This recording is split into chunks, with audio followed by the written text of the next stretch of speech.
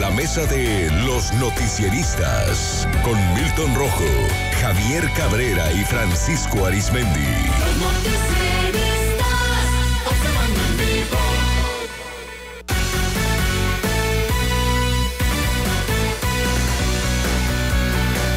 Bueno, ya en la mesa de los noticieristas saludo a Milton Rojo. Milton, ¿cómo estás? Buenos días. Muy buenos días. Saludo con gusto a Javier Cabrera. Javier, ¿cómo estás? Muy buenos días. Buenos días al auditorio. Buenos días. En un momento, Francisco Arizmendi. Y hoy en nuestro estudio de Los Mochis, quiero agradecerle que nos acompañe a Raimundo Elizalde, analista agropecuario y colaborador también de los noticieristas en este segmento, en todo lo relacionado con temas económicos del sector primario. Raimundo, ¿cómo estás? Gracias por acompañarnos.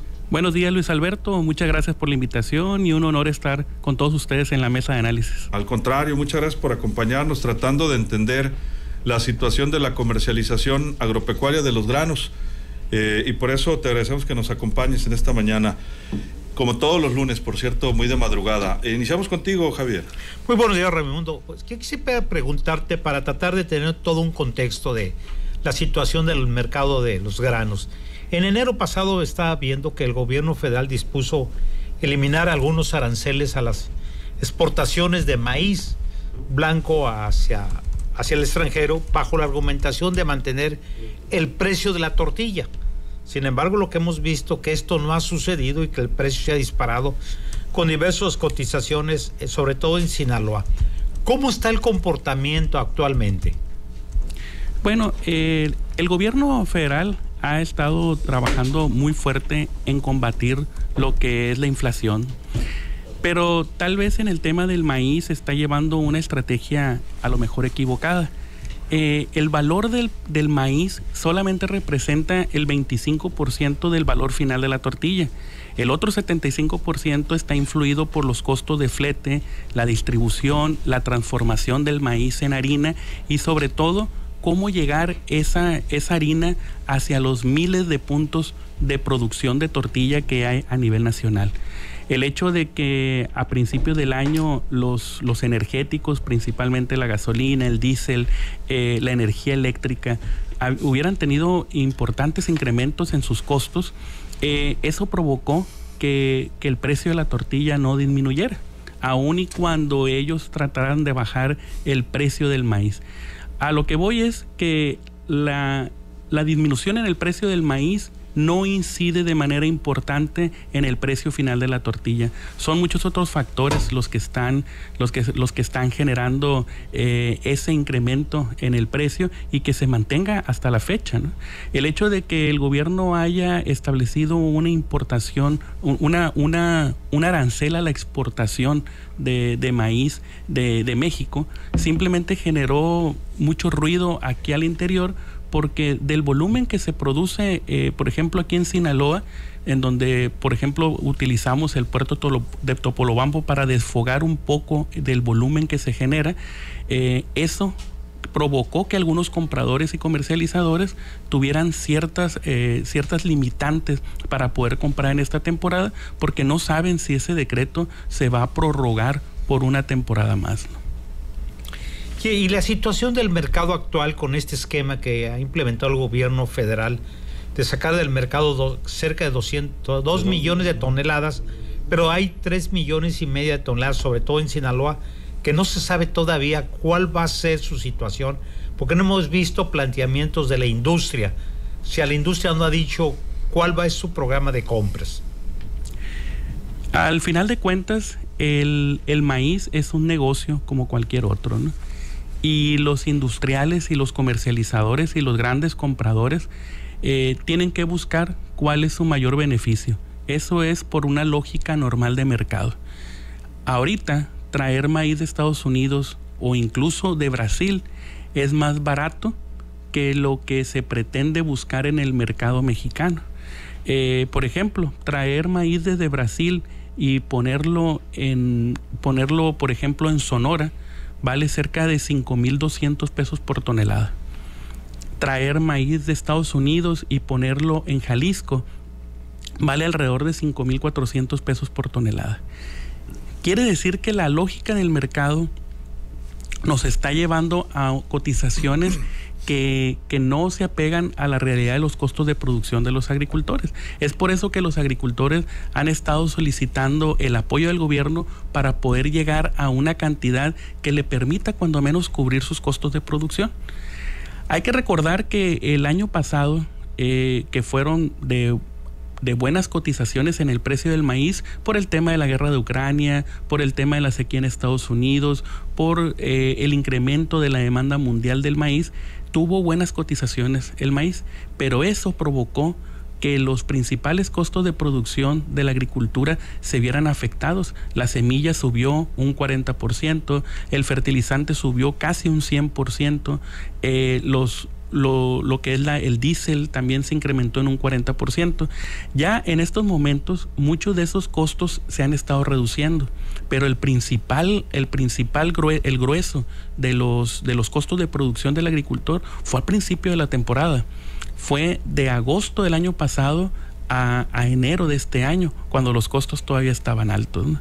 Entonces, eso es lo que está generando que el agricultor se sienta desesperado, porque el precio que actualmente está en el mercado, que es de 5,200 pesos al día de ayer, no cubre ni siquiera sus costos de producción. Y ahí es donde tiene que intervenir el gobierno. El industrial y el comercializador y los grandes compradores, ellos están viendo la parte de su negocio que les corresponde y que es completamente válido. Ellos van a comprar donde les convenga más, dependiendo de las cotizaciones que estén buscando, ¿no? Aquí es por eso que cuando el mercado no tiene la respuesta, el gobierno es cuando debe de intervenir. Saludo a Francisco Arismendi. Francisco, buenos días. Buenos días, Sinaloa. Milton. Raimundo, buenos días. ¿A qué se refiere el gobierno con una reserva estratégica en esta lógica comercial que nos estás explicando? Sí, ahorita cuando el gobierno ha estado definiendo las compras que se van a hacer de la producción de maíz en Sinaloa, y habla de establecer una reserva estratégica, hay que recordar que todos los gobiernos deben de proteger el consumo de alimentos de su país, de sus habitantes, ¿no? Eso es lo que le va a dar de alguna manera equilibrio y lo que le va a dar tranquilidad social a una nación. El depender totalmente de la producción de alimentos de otros países pone en desventaja a cualquier nación. Por eso es que muchos países, principalmente industrializados, tienen reservas estratégicas de alimento para poder aguantar una sequía, para poder aguantar una catástrofe, algo que impida que puedan producir alimentos de manera normal. En el caso, por ejemplo, de México, el consumo de maíz para lo que es el consumo humano está más o menos calculado en 1.5 millones de toneladas mensuales. Quiere decir entonces que para poder tener una reserva estratégica en México debería de ser al menos de unos 9 millones de toneladas para poder cubrir 6 meses, que considerando que México produce en 2 ciclos al año, es decir, otoño-invierno y primavera-verano. Quiere decir que si el gobierno tuviera 9 millones de toneladas y tuviera la capacidad para comprarlas, conservarlas y poderlas comercializar en el mercado más adelante, pudiera tener garantizado el consumo humano durante 6 meses, esperando que el ciclo siguiente fuera un ciclo normal y que se pudiera producir maíz de manera adecuada y que se pudiera cubrir las necesidades de la población. Sin embargo, hablar de una reserva estratégica de solamente 1.5 millones o de 2 millones de toneladas solamente está garantizando el consumo humano de un mes. Quiere decir que si en un mes tenemos un problema de producción y no tenemos el maíz suficiente, la gente no va a tener maíz para poder cubrir sus necesidades. De ahí la importancia de que el gobierno pueda analizar la forma en cómo a través del tiempo ir incrementando esa reserva estratégica para poder resguardar lo que es el consumo de la población. Francisco. Sí, el presidente de CADES advirtió que al no hallar una ruta para algo así como 4 millones o más de toneladas de maíz que no entrarían al precio de garantía que ofreció el gobierno del estado, gobierno federal, él definió que será sería, dijo, una catástrofe. ¿Por qué sería una catástrofe? Bueno, aquí hay que considerar pues que si estamos hablando de 5,200 pesos por tonelada, lo que da el precio de mercado actualmente, aunque hay compradores que ya han estado publicando avisos de que van a pagar incluso menos que eso, el primer problema que se va a venir es que la mayoría de la producción está basada en el crédito de las parafinancieras, en créditos bancarios y en créditos de proveedores. El agricultor tiene que vivir de aquí a que pueda vender la siguiente cosecha. Tiene que planear, tiene que invertir en el siguiente ciclo agrícola. Parte de esa liquidación que le van a dar en esta temporada la va a ocupar para poder iniciar el ciclo nuevo y la va a ocupar para poder sobrevivir de aquí a que tenga nuevamente una cosecha. Entonces, parte de los créditos, una parte importante de los créditos posiblemente no los pueda pagar. No es que no los quiera pagar, posiblemente no va a estar en condiciones de poderlos pagar. Y van a entrar en cartera vencida un gran número de productores, pero además muchos proveedores que hay que reconocer que una parte importante de la economía del Estado se mueve alrededor de la agricultura. Una parte importante de esos proveedores tampoco van a recibir su dinero, ni tampoco van a recibir lo que le deban parte de los agricultores, ¿no? El mercado de la semilla, del fertilizante, de la maquinaria. Imagínense una temporada donde no te alcanza el dinero siquiera para cubrir tus costos. No puedes pensar en invertir. ¿Quién va a comprar un tractor en estos momentos? ¿Quién va a comprar una rastra? ¿Quién va a hacer una inversión en un empaque nuevo? ¿Quién va a hacer una inversión en un silo nuevo bajo estas condiciones? Parte de la infraestructura del sector agrícola va a quedar parada de alguna manera. Y la repercusión más hacia adelante también o sea, no solamente estamos hablando de eso, sino también disminución en la compra de camionetas, de equipos de transporte, todo lo que tenga que ver alrededor de la agricultura, ¿no? Entonces, eso es por lo que se está viendo. Por ejemplo, ahorita hablando del tema, regresando al tema de la reserva estratégica, mucho se ha preguntado al gobierno que cuál es la solución que proponen los agricultores. Hay una muy sencilla, pero que se requiere una voluntad política muy fuerte. El gobierno está listo y tiene los recursos necesarios para poder comprar 2 millones de toneladas, más o menos a un precio cercano a los 7,000 pesos por tonelada, 6,920 pesos. Si hacemos la multiplicación tan sencilla, significa que el gobierno requiere 14,000 millones de pesos para poder comprar esos 2 millones de toneladas. Si el precio de mercado ahorita está en 5,200 y el gobierno diera un apoyo de 1,000 pesos para 6 millones de toneladas que nos acercara a los 6,200, a los 6,300 pesos, con ese precio el agricultor ya no perdería mucho, ya estaría mucho más cerca de sus costos de producción. Para poder llevar a cabo ese apoyo, el gobierno solamente requiere 6,000 millones de pesos. No 14,000 millones, 6,000 millones de pesos nada más.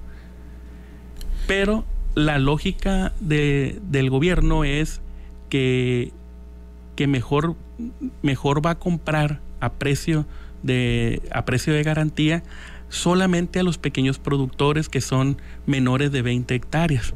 Entonces, todos los grandes productores o los medianos productores no pueden, no van a poder acceder a ese apoyo. Aquí hay que considerar algo muy importante. Hay 3 tipos de agricultura en general, ¿no? La de subsistencia, la agricultura regional y la agricultura comercial.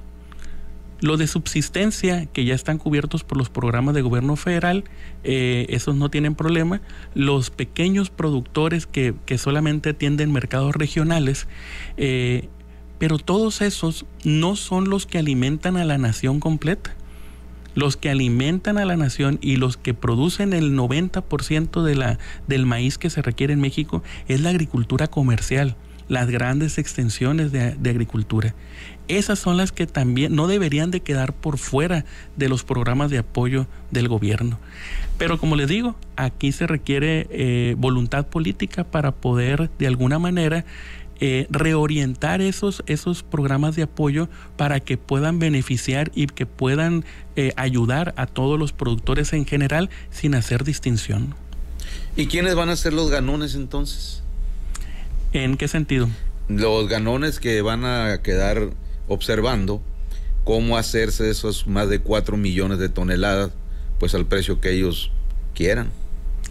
Pues veremos qué es lo que pasa con el tiempo, porque ahorita en estos momentos no hay acercamientos de los compradores, de los comercializadores, precisamente porque, como les digo, ellos están analizando sus opciones en el mercado, y bueno, nosotros no estamos de alguna manera estamos esperanzados en que podamos llegar a un acuerdo en algún momento, en el corto plazo, para que ya lo que se está cosechando en este momento pueda salir a un precio que sea adecuado para todos, ¿no?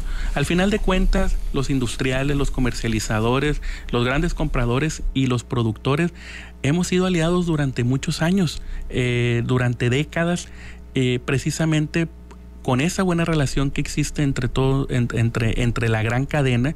Es donde tenemos que buscar de qué manera podemos llegar a un acuerdo que le permita al agricultor sobrevivir una temporada más y volver a producir el maíz que requiere nuestro país y que requieren también los comercializadores y los industriales.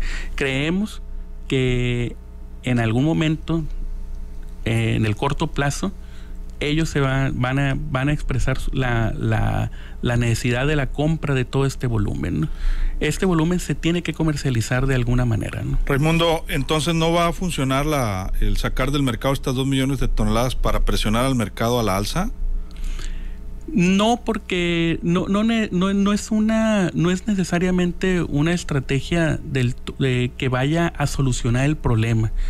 Ayuda, sí es verdad, ayuda en algo, pero no va a provocar que los compradores corran a comprar el resto del volumen. Simplemente porque existe una cotización internacional del maíz y estamos compitiendo contra maíz que viene de muchas partes del mundo. Si fuéramos los únicos que estamos en el mercado, una disminución de nuestra oferta, por supuesto, generaría un aumento en las cotizaciones de forma inmediata. Bien. Pero ahorita estamos compitiendo contra maíz de Estados Unidos, contra maíz de Brasil, maíz de Sudáfrica, que entró también a principios del año, y aquí lo que debemos de comprender es que ante el libre mercado, la única solución es la intervención del gobierno, pero una intervención que sea general para todos. Javier.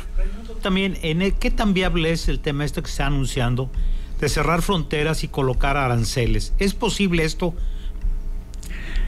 Es posible, pero tendría múltiples detractores, sobre todo el gobierno de los Estados Unidos, los productores de Estados Unidos, los productores de Brasil, por supuesto, que buscarían bajo los mecanismos de los tratados de libre comercio reabrir las fronteras, porque sería una violación a los tratados de libre comercio, en donde por una cuestión a lo mejor de proteccionismo se pudiera bloquear las importaciones, pero tal vez no, la solución no es bloquear las importaciones del todo, sino a lo mejor regularlas, hacer más énfasis en las revisiones fitosanitarias para ver si cumplen con cierta calidad mínima este producto y no dejar pasar tal vez lo que no es de muy buena calidad y que eso provoca que los precios sigan bajando, ¿no? Hay que ser conscientes que no todo el maíz que entra de Estados Unidos, no todo el maíz que entra de Brasil es de la misma calidad que el producto de Sinaloa. Es una calidad inferior. Para empezar, mucho de ese maíz es amarillo, transgénico, y que ya tiene algunos meses de haber sido producido. Y bueno, si el gobierno se pusiera más estricto en las medidas fitosanitarias, en la calidad del producto que entra a nuestro país, tal vez el volumen y el flujo de maíz fuera mucho menor lo que llegara del extranjero, ¿no? Milton. Sí, 2 preguntas breves. Entonces, esta mezcla de la reserva estratégica y la parte de los aranceles pudieran afectar el precio, esa es una. Y 2, la parte también de la bolsa mexicana, o sea, como que salirnos de la bolsa salirnos como si fuera agricultor yo, ¿no? Que se tus miles de hectáreas. Sí. De la No, bolsa de Chicago y la de ¿cómo la otra de Kansas. No, ¿y Sí. cómo sería la bolsa mexicana de granos o la bolsa de agricultura? O sea, ¿es viable y qué consecuencias y qué beneficios tendría, vaya? Mira, es una idea que se ha estado manejando durante muchos años, ¿no? El tema de la bolsa, de tener una bolsa de granos para México. Hay ciertas limitantes, ¿no? Para empezar, una bolsa de futuros es una entidad privada. Es una entidad privada que está controlado por capitales privados, en donde todos están dispuestos a invertir una cierta cantidad de dinero y sobre todo a especular, porque cuando hablamos de mercado de futuros estamos hablando de mercado de especulación. Tenemos ciertas limitantes, ¿no? La principal limitante es que estamos muy cerca de Estados Unidos, que estamos muy influidos por la bolsa de Chicago. Entonces, cualquier movimiento que se pueda hacer de volúmenes importantes siempre está referido a la bolsa de Chicago. Imagínense, por ejemplo, que se estableciera la bolsa de granos en México, que fuera totalmente independiente de la bolsa de granos de Chicago, y que aquí en México la bolsa de granos de futuros de México establezca que el precio del maíz está en 7,000 pesos. Mientras que la bolsa de Chicago está a 5,200. El comprador, el comercializador, ¿a dónde va a ir a comprar? Va a ir a comprar a Estados Unidos. Va a ir a comprar en Estados Unidos, aunque la bolsa de granos de México le diga otra cosa. Ellos van a buscar donde más les convenga y donde la referencia de precio sea más adecuada para su costo-beneficio. Por ejemplo, hay otra bolsa de granos en América que está en Rosario, en Argentina, en donde ellos tienen 2 ventajas muy importantes. Están muy lejos del mercado de Estados Unidos, y la segunda es que producen más de lo que importan. O sea, tienen una producción superavitaria como país. Tienen para exportar, y eso les permite regular cierto precio, aunque la bolsa de Chicago, aunque la bolsa de granos de Rosario en Argentina sigue estando referenciada a la bolsa de Chicago.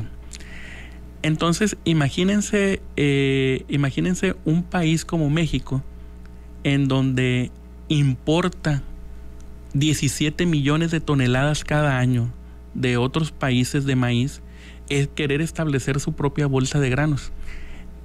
Tiene sus limitantes. No, sí se puede hacer, pero tiene muchas limitantes importantes. Primero, porque estamos muy cerca del mercado de Estados Unidos, y segunda, porque estamos, de alguna manera, somos deficitarios en el volumen total del maíz que se requiere, ¿no? La tercera cuestión importante es que el gobierno no podría participar dentro de esa bolsa de granos, porque ningún capital privado va a querer arriesgar su dinero en una bolsa donde uno de los principales inversores es el gobierno. ¿Por qué? Porque si cambia la política pública, si cambia el presidente, si cambia el funcionario que está a cargo de esos recursos y se mueve ese dinero, mucha gente puede perder bastante capital, ¿no?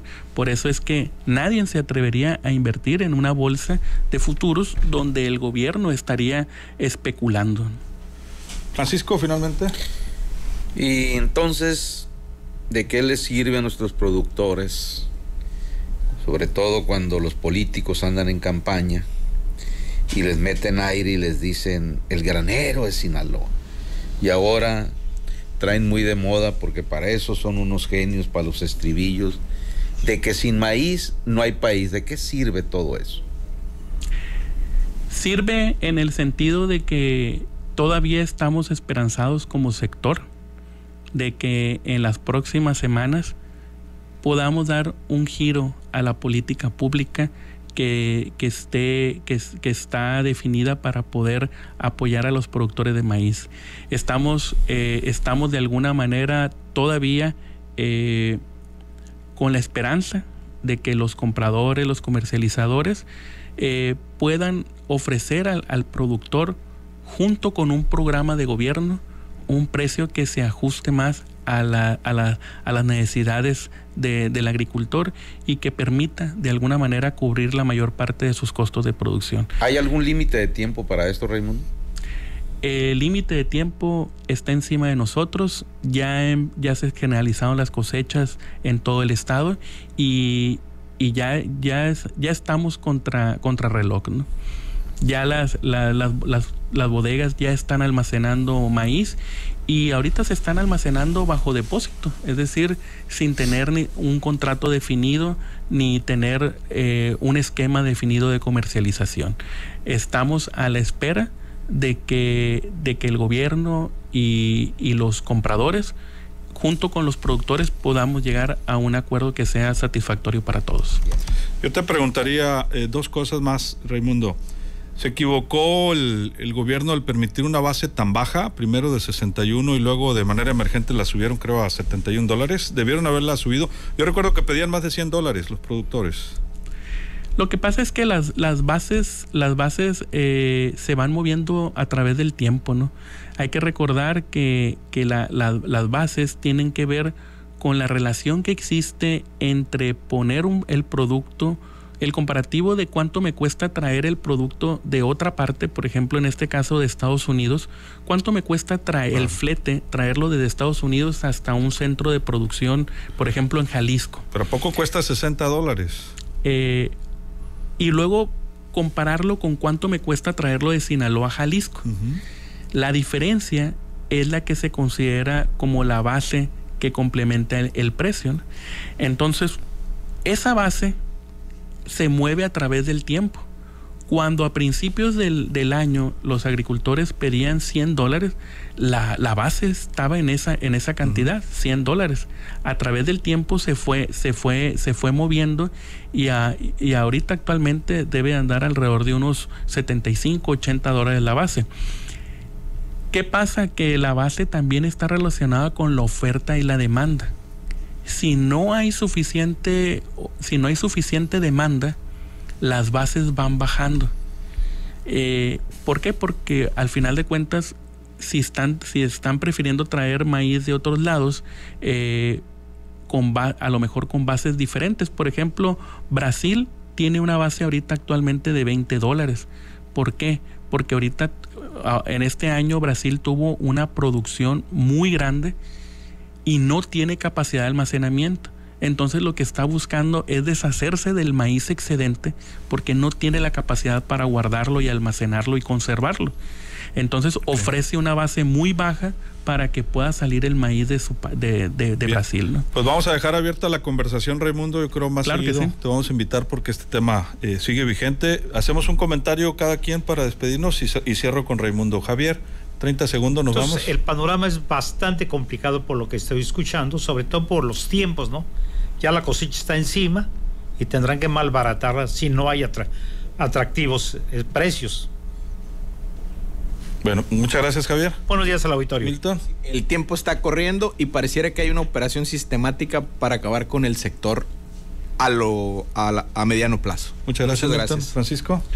Que no se les olvide a esos productores y sus familias que los están dejando al garete, salvo que nos demuestren lo contrario, que en unos meses más va a haber candidatos pidiéndoles el voto. Nada más, no olviden eso. Muchas gracias, Francisco. Buenos días, Sinaloa. ¿Algún comentario final, Raimundo, para despedirnos? Parece un cliché, pero es la realidad. Estamos en la tormenta perfecta. Y el salvavidas que nos debe de rescatar, de una mano la están agarrando los compradores y de la otra mano la está agarrando el gobierno. tienen que lanzar el salvavidas al sector para que podamos seguir alimentando a México. Ese es el comentario final que yo les puedo dar. Entonces, por lo que comentabas de los 6,000 millones de pesos, ya no se puede porque ya están amarrados estos 2 millones de toneladas con 14,000 millones de pesos.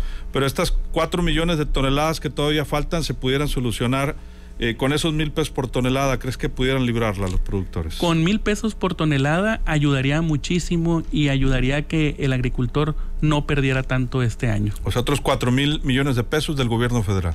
Es correcto. Muchas gracias, Raimundo. Un fuerte abrazo.